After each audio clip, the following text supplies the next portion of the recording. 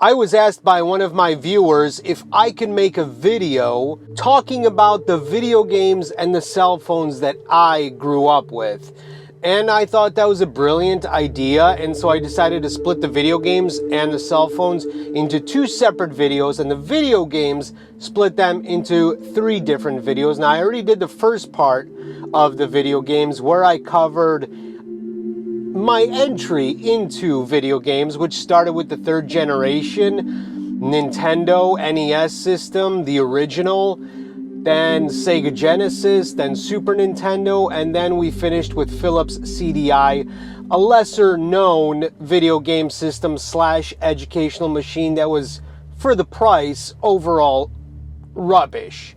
However, I did forget to mention one game when I was talking about Sega Genesis, and that was a game called Chalkin' the Forever Man. That was also one of my favorite games, and in doing this video, I came across that game and I realized, oh my god, I can't believe I forgot to mention that game because that was an excellent game. So in this video, we are going to continue my journey through the games that I owned, or video game systems that I owned, and my favorite games for those systems. And as always, I have my notes here because I can't remember shit. Well, I can remember, but I mean, this is a lot of information to be retained at the ready inside of my brain. I mean, these things happened 20 plus years ago, even 15 years ago at the earliest for some of these systems that we're covering. So we left off with the Philips CDI, awful system, not much of a redeeming quality to it.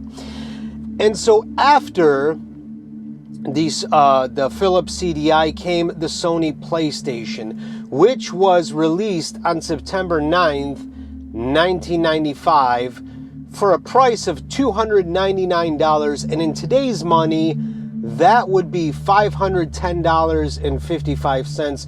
So slightly more expensive than the current offerings from the Xbox Series X and the PlayStation 5. Now, if somebody came to me today and said, hey man, I got a brand new unopened PlayStation 1, I'll sell it to you for $510.55, I would have to say, hard pass. Nope, absolutely not.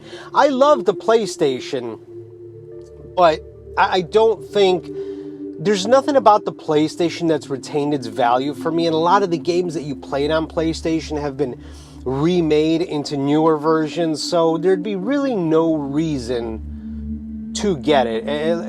It's different for me with, say, something like the Nintendo 64 or the NES or even Super Nintendo or even Sega Genesis for that matter, is that yeah, you can play a lot of those same games, but there was just something about those systems that, yeah, I would buy them again brand new for today's price. So, moving on with the PlayStation, some of my favorite games will go down the list. Brave Fencer Musashi, which was, I guess it was like an action-adventure type of game, but it was a lot of fun. I remember you could collect action figures, and you could either keep them closed in the box or open them and move them around, play with.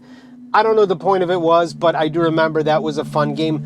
Final Fantasy VII, speaking of remakes, they just remade that for the PlayStation 4.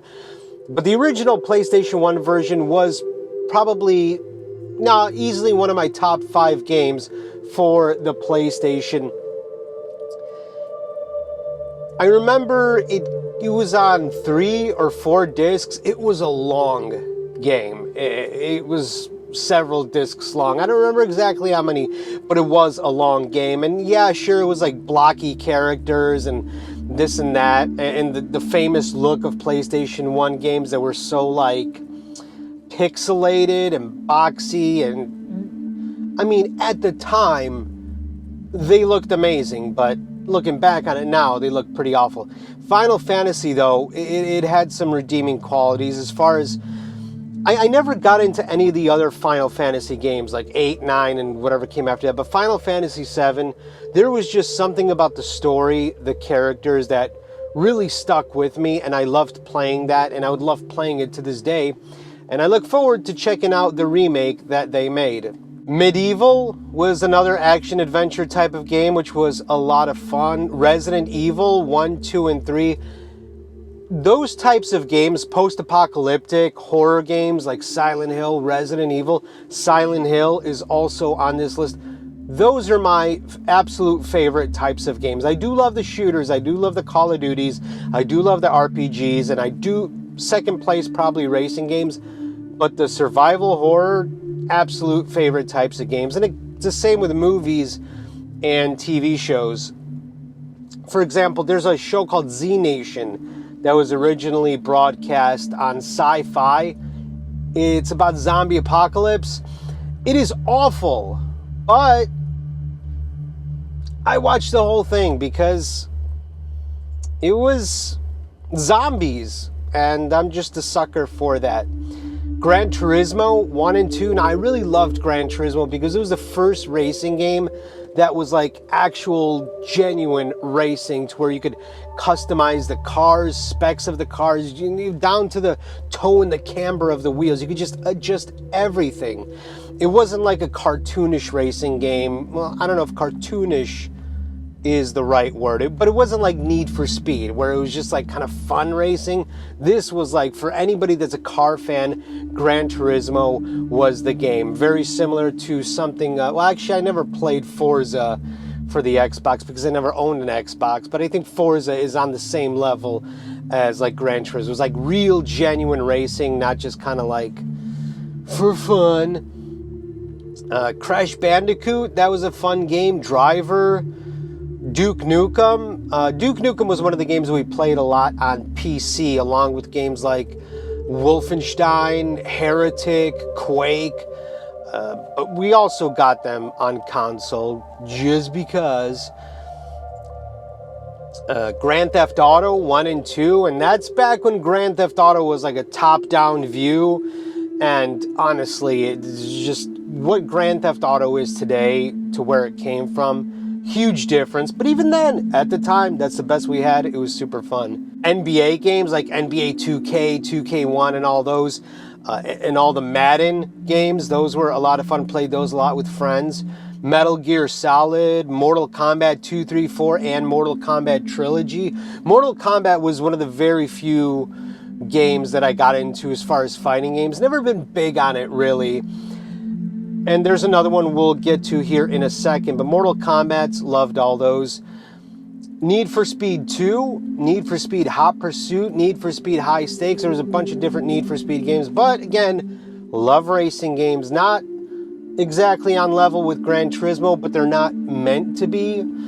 And those were always a lot of fun. And Need for Speed Porsche Unleashed. Now, Porsche Unleashed, for anybody that's played the original Gran Turismo, knows that you could not get a Porsche in Gran Turismo. You can get the RUF, which basically RUF is a company that takes Porsches and modifies them aesthetically and performance-wise and changes this and that and rebrands them as their own cars under their RUF brand, or RUF, I don't know how it's pronounced. So, but you couldn't get a Porsche on Gran Turismo. And the reason for that is because EA owned the rights to the Porsche logo, or not exactly rights, they were licensed to EA, the Porsche logo, the Porsche cars, and all that for Need for Speed Porsche Unleashed. And that's why we had no Porsches in Gran Turismo for quite a while. I'm not sure, I think the last one I played was Gran Turismo 5, and I'm pretty sure they had Porsche in there. But that's why the original ones did not.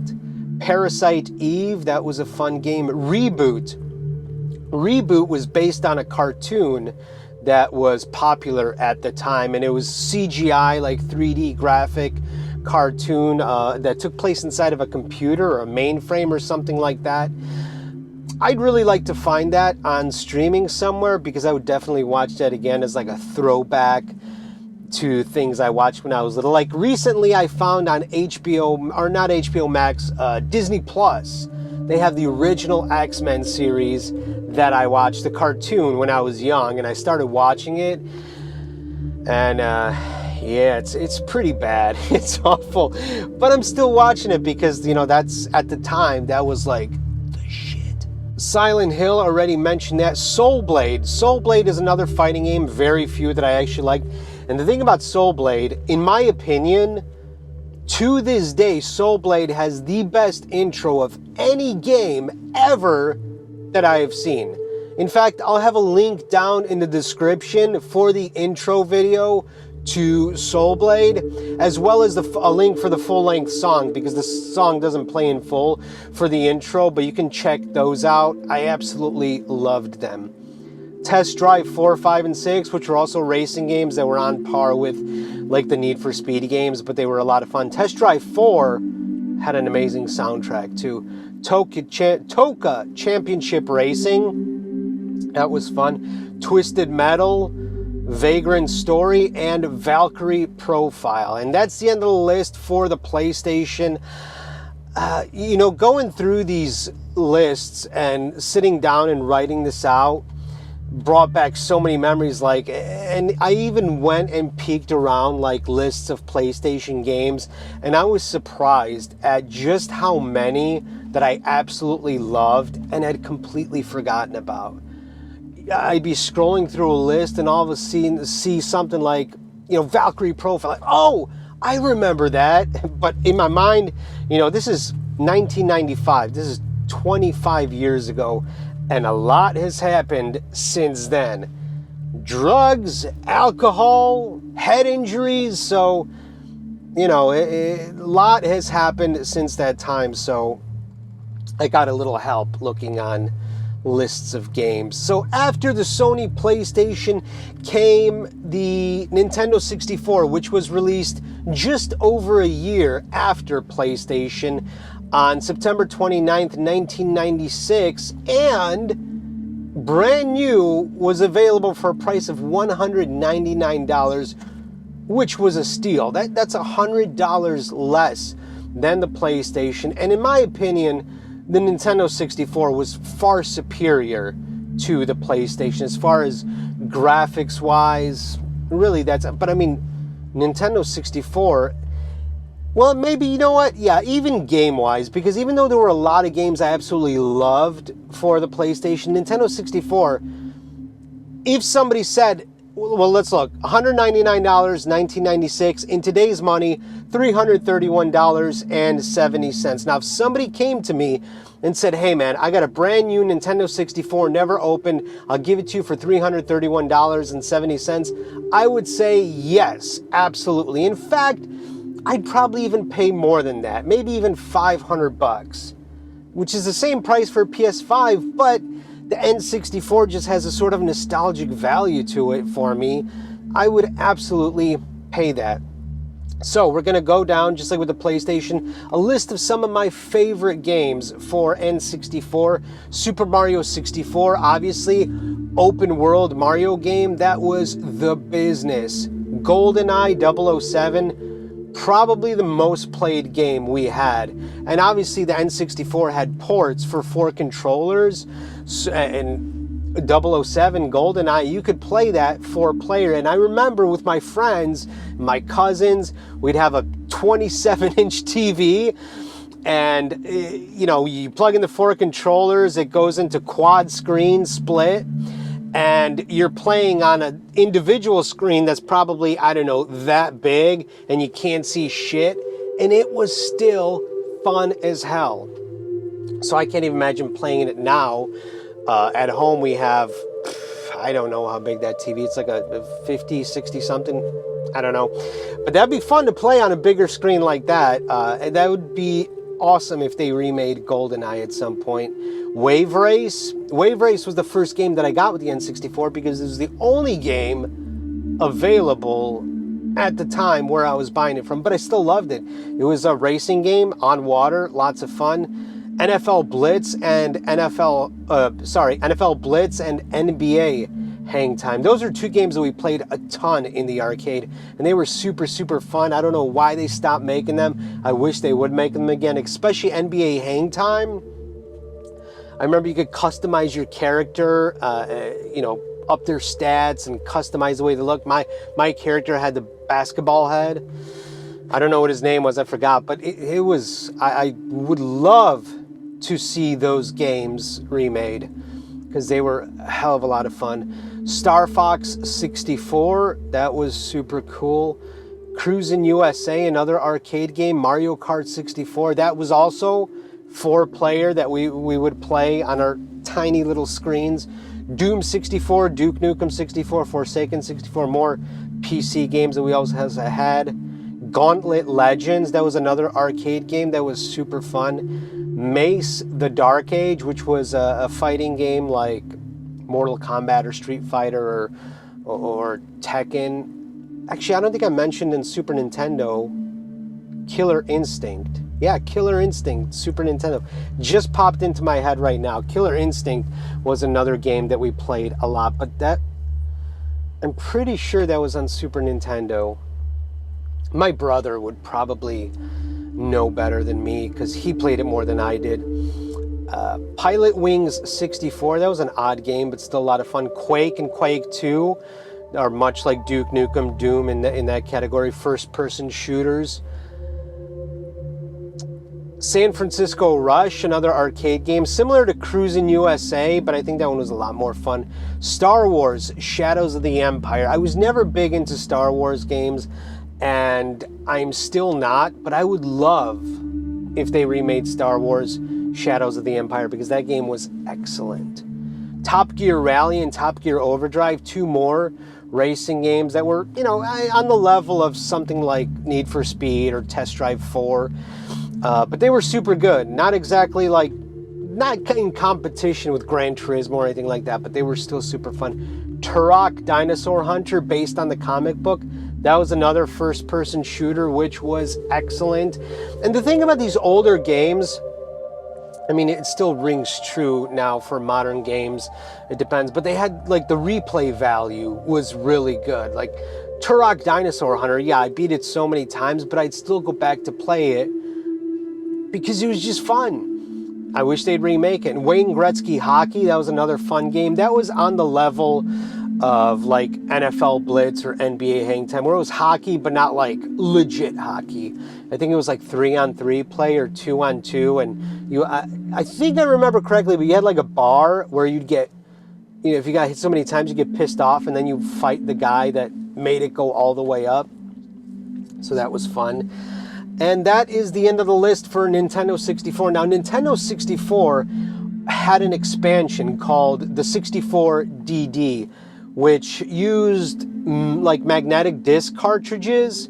So the Nintendo 64 would go on top of the 64DD, and then you'd plug in the games from the front. However, the 64DD was only released in Japan. It never came to the United States, so I never tried it, but it's just something worth mentioning. And I also think it had some wireless capability or internet access capability. I'm not sure, but only came out in Japan, so obviously I've never played it. I can't speak for what games came out for it and how those games were, but considering the 64DD disc drives that the games came on offered a lot more storage, I'm imagining that the games looked a little bit better. Nothing groundbreaking, but it would have been nice to try. And also the 64DD was delayed many times, and I think that's why ultimately it just failed and it never even came to any market outside of Japan. All right, so we're going to move on.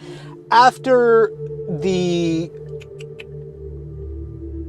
Nintendo 64, we got the Sega Dreamcast, which came out September 9th, 1999. Now, obviously, before the Sega Dreamcast, there was the Sega Saturn, but we never got one of those. In fact, there's a whole litany of video game systems that were out that were just massive failures or never gained popularity. I never knew anybody that owned one. But yeah, there was TurboGrafx 16, Neo Geo, Panasonic 3DO. I don't know if the Panasonic 3DO came after or before PlayStation, but I think after. And Panasonic saw Sony's success with the PlayStation, so they figured we're going to get into that market as well. But the 3DO, man, it ended up being a total failure. Never knew anybody that had one, and it also was very expensive. I think it was like $700 when it first came out. And sorry, when you got so many more cheaper alternatives, why is somebody going to pay that kind of money for a system? That's another reason why the Philips CDI failed. It lacked a lot of like AAA games or even games that people wanted. I mean, it had some, but why would you pay $700 to play a certain game when you could pay $200 or $300 to play that same exact game and not much difference in the graphics? Atari Jaguar was another failure. I never knew anybody that had one, never played one. And Atari Jaguar had the biggest controller I've ever seen. You know, it had the top part, which was, you know, the D-pad, the buttons, but then it had this bottom section with some red buttons on the... I don't know what it was for, never played it. But look it up, Atari Jaguar, that was the weirdest looking thing, at least controller-wise. But Atari Jaguar was also another failure. And Sega Saturn wasn't really a failure, but we just never had one. Never played it. So we got a Sega Dreamcast though. And when Sega Dreamcast came out, it was, like the N64, $199. And in today's money, $310.84. And if somebody came to me and said, I got a brand new Dreamcast unopened for $310.84, I would buy it, absolutely. I'd even pay up to $500 for it. And also, this list for Sega Dreamcast is relatively short because this was 1999. I was already 16 years old, and my priorities in life were shifting towards other things. I got my license. I was hanging out with friends, cruising around, this and that. So didn't spend much time playing video games, and Sega Dreamcast is where that really started to taper off. However, still loved these games for Sega Dreamcast. Blue Stinger, which was post-apocalyptic game, survival horror if you want to call it. Crazy Taxi, another arcade game. Legacy of Rain, Soul Reaver, Resident Evil Code Veronica, another survival horror. And I do believe, I could be wrong, but I think Code Veronica came exclusively for Dreamcast, or it might have just come out for that first, I don't know. But either way, I like the game. Sega GT was another brilliant racing game, which was on par with Gran Turismo. Soul Calibur, which was a continuation from the PlayStation game that I mentioned, Soul Blade. Soul Calibur. And I think there was another one called Soul Edge, and that might have been for PlayStation 2, which we'll get to in the next video. Tokyo Extreme Racer, another brilliant racing game. If you loved tuner import cars, like that was the game to have, because they had all of them. You could customize the performance. You could get all different kinds of wild body kits on them, and you street race through the streets of Tokyo. And, you know, in my head, these games looked a lot better than I remember, because I went back and looked at video gameplay on YouTube or screenshots, and I'm like, wow, that looks pretty bad. I don't remember it looking that bad. But again, at the time, that was the best thing we had. So obviously, we're like, every time a new generation system came out, we thought, wow, that looks really good. Looking back on it now, obviously, not so good. But I remember, you know, there'd be cutscenes, like even in Final Fantasy VII for PlayStation, the game overall looked horrendous. I mean, back on it now, at the time, I was like, hey, it is really good. But the cutscenes looked amazing, and I think I mentioned this in the first video, but I remember saying to my cousins and my friends, like, imagine if the whole game looked like this. And look at this, 25 years later, the whole game looks exactly like that.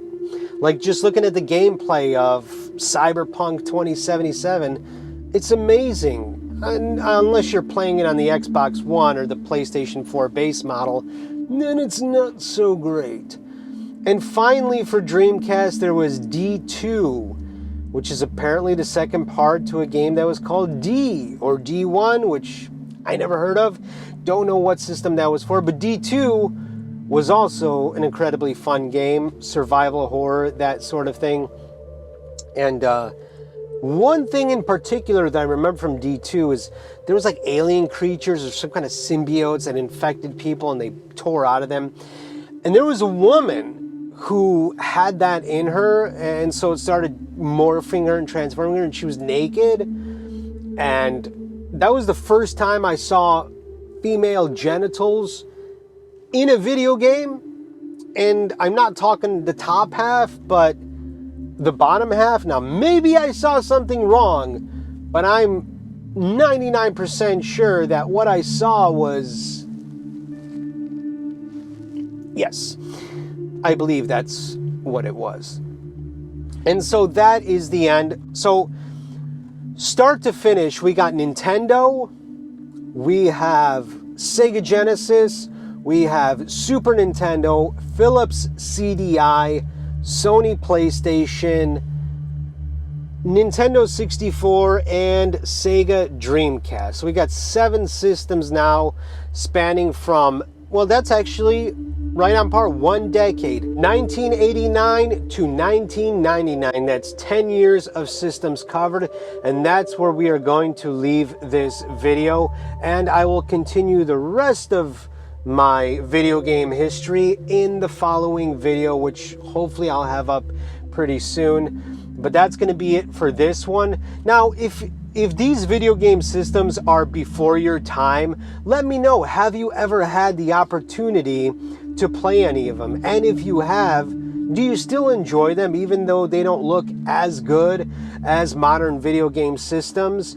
Let me know down in the comments, because I'd absolutely love to know. And if you have, let me know which games you've played and what you've thought about them. After the third part in this series, I will do the video, it'll be an individual video about all the cell phones that I've used in my lifetime and my history with those. If you have enjoyed this video, please give it a thumbs up. It helps the channel out a lot. And if you love this content, think about subscribing and hitting the bell for notifications every time I upload a new video.